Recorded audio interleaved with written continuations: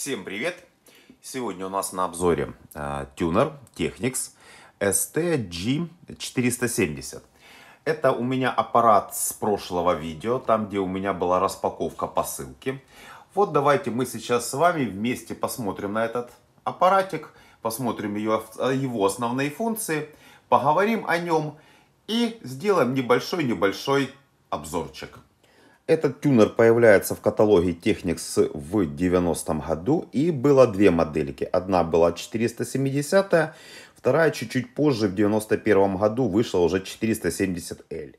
И отличались они только лишь под диапазонами. У этой модельки 470 здесь только AM есть, а в 470L там и AM, и LV и так далее. Там еще два плюс диапазона есть, под диапазона. Этот тюнер из нижнего ценового диапазона, он предпоследний с конца, как говорится.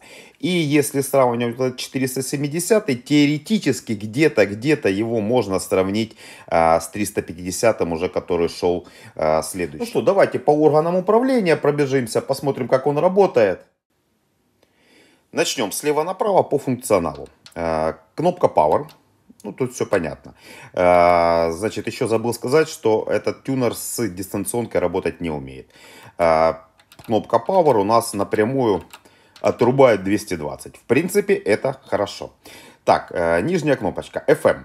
FM, а ниже написано Frag Shift.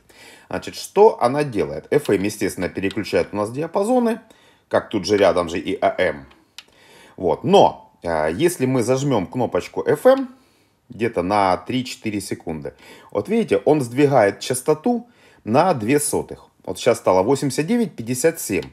Если мы отожмем, 89,55. То есть это для более тонкой подстройки. Вот если 89,60, мы опять нажимаем. Он 89,62 делает. Отлично, в принципе. Следующая наша кнопочка AM, так же как и FM, переключает у нас под диапазон, и тоже у нее есть двойное предназначение. Вот смотрите, сейчас 720 кГц, и шаг у нас идет кратно 9. Но если мы ее зажмем на 4 секунды, подождем, то теперь будет шаг кратен 10 кГц. Ну, это полезная функция для Европы и Америки. В принципе, нам она даром не нужна. Но хотя, может быть, кто любит что-то поискать на АЭМе, будет довольно-таки полезно. Следующая наша кнопочка автомоно. Ну, я бы вам сказал бы так, что это, в принципе, кнопка переключения между моно и стереосигналом. Следующая кнопка сигнал. Он нам показывает уровень входного сигнала. Вот видите, как сейчас 52, 54, 56 дБ. Следующие две кнопки Up-Down. Up-Down. Это у нас переключение между ячейками памяти. Записать в ячейку памяти можно, в принципе, двумя способами. Можно нажать Memory, к примеру, и нажать троечку. И сейчас вот эта станция у нас запишется в третью ячейку памяти. Сейчас два, так вот раз.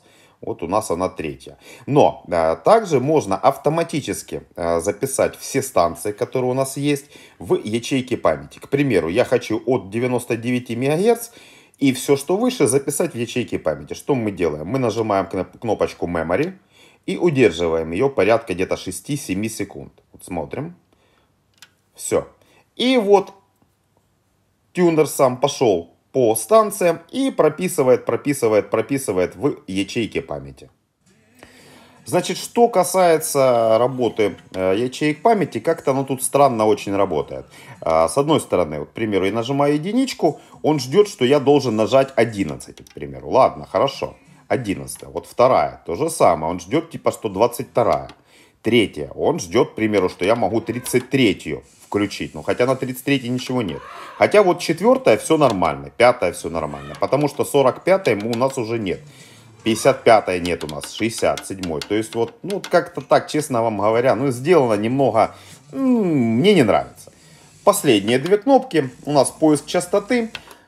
Тут все элементарно. Если мы один раз нажимаем, то мы через 5 МГц перескакиваем. Если мы зажмем, он будет искать до первой станции.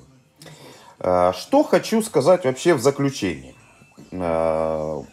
Предпоследняя снизу модель. Technics почему-то пишет здесь АА. как по мне, ну, он не тянет. Функционал довольно-таки слабенький. Всего-навсего один поддиапазон FM. Ну, такой довольно-таки специфичная машинка. Ну, есть единственное, что кварцевая стабилизация, да, это хорошо. Нужен ли он, покупать ли его, ну, смотря за какие деньги. Но опять-таки, это ж серия 90-х годов, может быть, кому-то именно под стойку он хорошо и подойдет. Что касается качества приема сигнала, я вам скажу так, что пока я ему антенну такую метра, наверное, 4 провод у меня был, не подключил, он принимал довольно-таки сносно. Ну, как я говорю, что мы хотим от аппарата предпоследнего, как говорится, с конца. То есть ничего сверхъестественного от этого аппарата ждать нам не нужно. Кстати, теперь я понимаю, почему Technics дал этому тюнеру класс АА. Смотрите, вот эту надпись, видите? PXS-Cap. Так вот, что это такое? Это специальный компонент, который улучшает качество приема радиосигналов и минимизирует помехи. Значит, какая основная задача PXS-Cap? Уменьшение высокочастотных шумов, которые могут проникать через электронную сеть или антенну и ухудшает качество сигнала. Обеспечивает более сильный прием. Значит, как работает? PXS-Cap встроен в схему фильтрации питания и сигнального тюнера. Он действует как барьер для нежелательных шумов, обеспечивая подачу более чистого сигнала на усилитель или декодер. Значит, какие тут преимущества? Значит, что пишут? Улучшает соотношение сигнал-шум, устраняет лишние щелчки, шипение, статические помехи. Помогает максимально раскрыть потенциал и качество радиовещания. Но скажу так. Я эти два тюнера, точнее не эти два, а этот 470 сравнил с 550, как они работают. Есть, конечно, плюсы. И я вам скажу так, что 550 немного, наверное, хуже принимает, чем вот этот. На одной и той же антенне. Не знаю, чем это связано. Может быть, вот с этой вот системой. Но при всем при этом 550 поет лучше. Ну что, на этом я буду заканчивать свой этот маленький обзорчик. Напомню, Technics Tuner STG470. Всем мира, добра, подписывайтесь на канал, колокольчик нажимайте, ставьте пальчик вверх. Нет войне. Пока-пока.